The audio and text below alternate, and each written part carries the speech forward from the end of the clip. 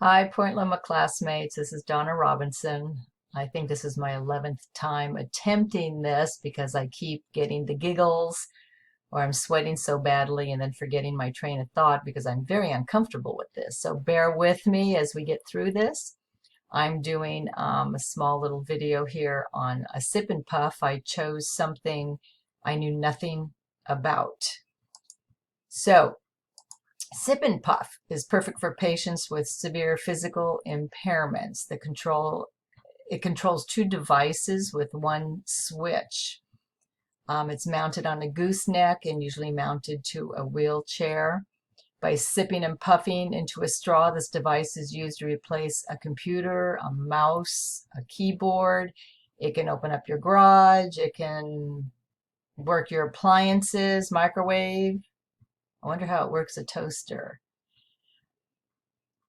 With the assistance of a technician, the user programs the device to recognize the individual learner's body's abilities.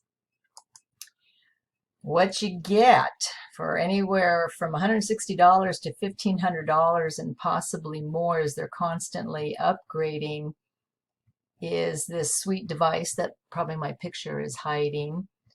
You have a gooseneck with a universal clamp. You have a 6-foot tube with twist connectors and two 5-foot cables, one mono, one stereo. And as I've watched this over and over and over, I really don't know what it all means. It's quite confusing to me. And then lots of replacements come with it because with your replacements, which gets quite costly, a lot of saliva is involved, when you're puffing and huffing and sipping. So the tubes and straws have to be changed out quite frequently, depending on how severe the learner using them is with control of their tongue and mouth and muscles, and sometimes a lot of drooling, which goes along with it. So obviously it gets a little bit of expensive. But anything from a cervical spine injury in the C1, C4 area to people with ALS, and I'm not even going to try to say the word that ALS represents. Hopefully you all know what it means. It was a biggie. To advanced multiple sclerosis, cerebral palsy, and people that may just have hand deformities, the Sip and Puff is a great option for helping them to gain some independence. Today, the Sip and Puff interfaces are most common controlling motorized wheelchairs. Cognitive abilities need to be present, and I think that is usually underestimated in people because of, especially, their cerebral palsy disabilities. I watched an incredible video from the Colorado School of Mines, and there were students there who created and helped to access wheelchairs with the Sip and Puff on it for people getting out of the hospital as quickly as possible so that they could go into their new life and existence, maybe from accidents, as soon as possible. For me, it was very difficult to watch because I'm a senior citizen and these young kids still had acne. But how amazing to have that kind of intelligence coming out of college to be able to have this technology under their belts to help these people. It was just absolutely amazing.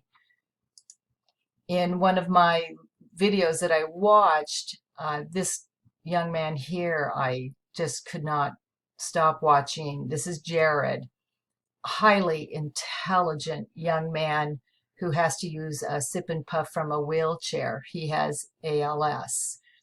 ALS causes the motor neurons to gradually deteriorate and then die.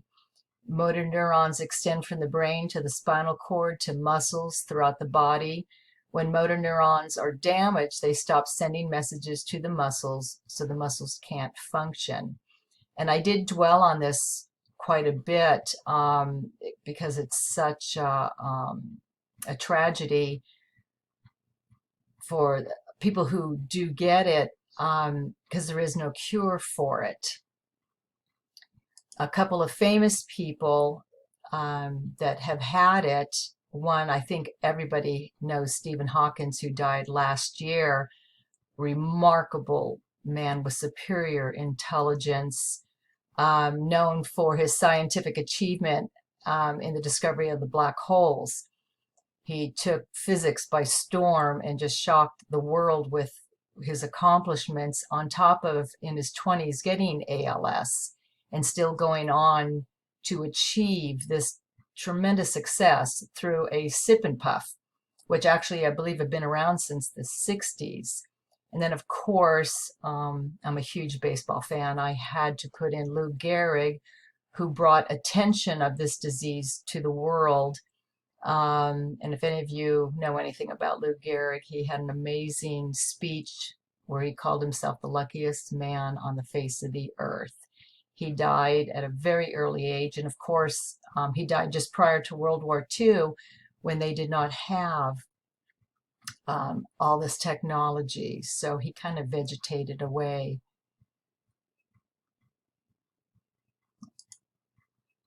Now, a lot of pros and cons. I only chose a few.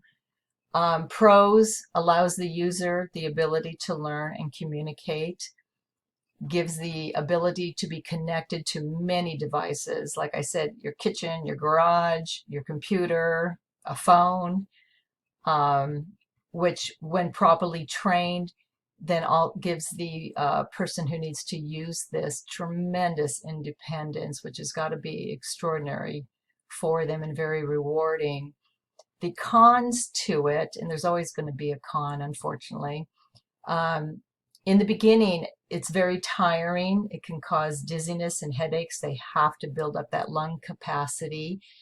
It may be difficult mastering the codes at first, but apparently they do.